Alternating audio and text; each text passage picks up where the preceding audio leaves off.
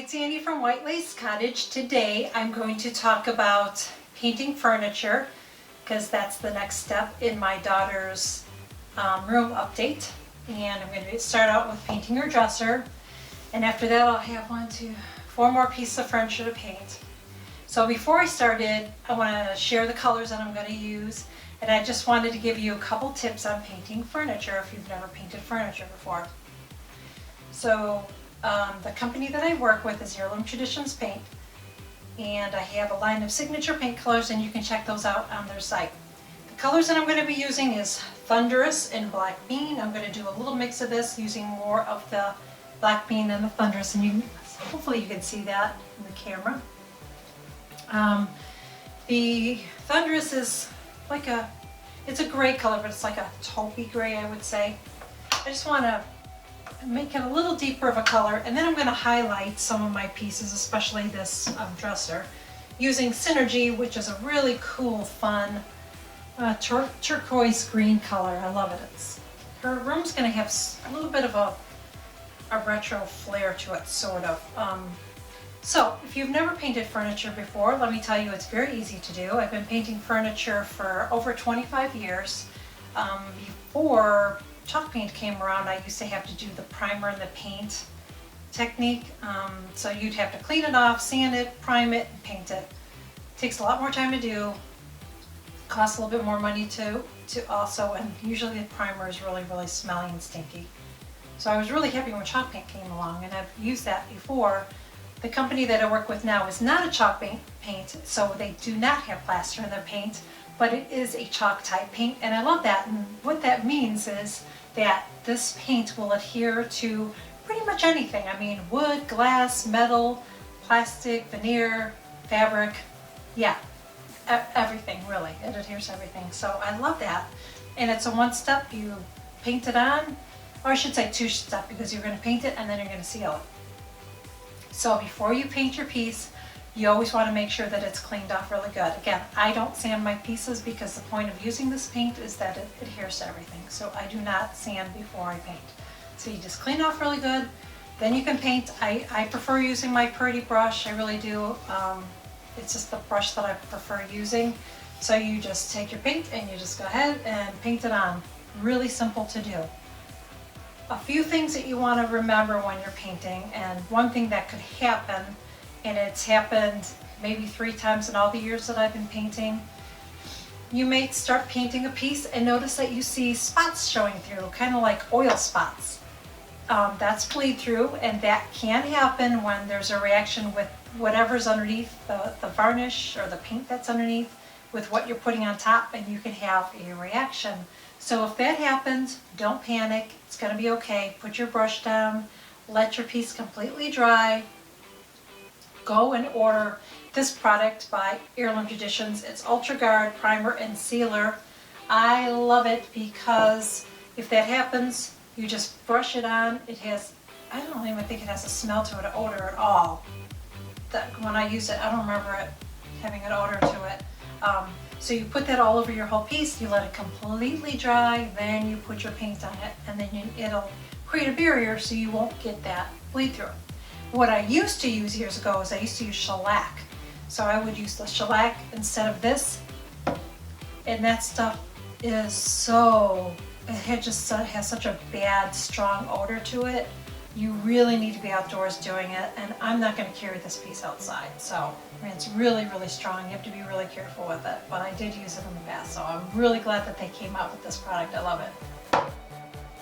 So, again, so if that happens, don't panic, you can fix it. And if you are mixing colors, like you're doing a custom color, make sure that you mix enough of that color, because you know if you do it again, like I said, I'm going to mix these two, so I'm going to make sure I make a big enough batch. So I'm not like halfway through and then I have to paint, mix it up again. It may not completely match because I'm just kind of mixing it up. I'm not like measuring it or anything like that. So a lot of times when I am painting furniture on the second coat, I want to thin it out a little bit because it seems like the second coat always feels like it's dragging a little bit on the brush. So I'll use a little bit of water, but I'll make sure that I am mixing it in a separate container And I'll add just a little bit of water, not too much, just a little bit of water, stir it up, and then I'll apply it on. You don't want to add too much water because then it's going to be a watered down mess. So you just add just a tiny bit of water and mix it up really well, and then you can apply it. My other tip too that I want to share is that you always want to seal your piece if it's going to be high traffic. There are some pieces over the years that I haven't sealed because I didn't care if it got nicked up or bumped or scratched or whatever. I just wanted whatever happened to happen. Because normally I'm all about chippy paint, if you know me. This I don't want that look on, believe it or not. I know it's a surprise, right? But I'm not really going for that look on this piece, so I am going to seal it. I'm going to seal it with a clear coat of Ultra Clear or Aqua Clear. And this is by Heirloom Traditions as well. It has no odor to it. It's water-based, really easy to use. Oh, this is going to go a long way, this Ultra Clear. And you just take it and you take your brush and you just brush it on, really easy to use. If you don't want to use that and you want more of like a hand buffed look on your furniture piece, then you can use clear wax. Again, no odor, really easy to use. You just use a wax brush, that's what I like to use, and I just take my wax brush and I just put it in the wax. I just brush it on. I take my cotton t-shirt. I always have white cotton t-shirts that I pick up at the thrift shop, like a bag of them for $1 or whatever. Or you can just get cotton t-shirts, old ones at the thrift shop or garage sale or whatever, and cut them up just to have for projects like this. So you wipe it on and then you wipe off the excess. I'm not going to get into waxing on this project, but I will share how to wax furniture in another tutorial. It's very, very, very easy to do. Don't be intimidated by wax, but this definitely is a little bit quicker because all you have to do is just do that, brush it on. It dries really fast. If it's a high traffic piece like a table that's gonna maybe have stuff on and maybe get knocked around or whatever, then you probably want to do at least 2 coats of this. So I think that's it. I think those are the main tips I wanted to share with you today about painting furniture. Don't be afraid to do it. If you're not sure, if you have a piece that you have in your house and you're like, I want to paint it, but I don't want to ruin it, you're not going to ruin it. But if you're worried about it, then go get a really cheap piece at a garage sale or a thrift shop or whatever and practice on it. And that way, if something happens to it, you have no loss. It's not a big deal, right? So I guess I'm ready to paint. I'm going to go ahead and start on this. I'm going to paint the whole piece one color. Hey, it's Andy from White Lace Cottage. So today I wanted to share the reveal of one of our pieces of furniture. You might be able to see the other piece in the reflection in the mirror. I'm not sure. I'm not done with it yet. Still need to clean up around the mirror. So as I said in the last video, I used a mixture of Thunderous and Black Bean by Heirloom Traditions paint. And I didn't measure it or anything, I just mixed it together. Now if you're going to do 2 coats of paint, I would either make sure that you mix that all up at once and have a big batch and just, put that aside. Obviously you have to make sure you put it in an airtight container.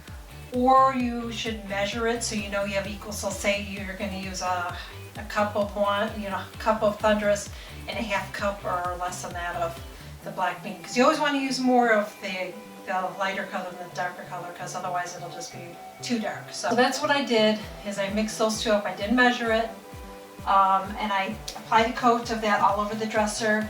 Then I went back and I applied the Synergy color that kind of brought out all the details of the mirror and on this piece. I just kind of went over with craft brushes. I have craft brushes. I used to do a lot of painting. I don't anymore, like folk art painting and stuff. So I have those, and all you have to do is go to a craft store and just get a set of little brushes. There's different types of brushes. You can get really nice brushes or less expensive brushes. But that's what I did, is I just took my little craft brushes and I went over these little detailed areas with the color. I used a liner brush to get in this part. And then once it was completely dry and done, I went over it with 2 coats of Aqua Clear in the matte finish. And I just brushed it on, let it dry, and then did another coat of it. I'm doing that with the rest of the room.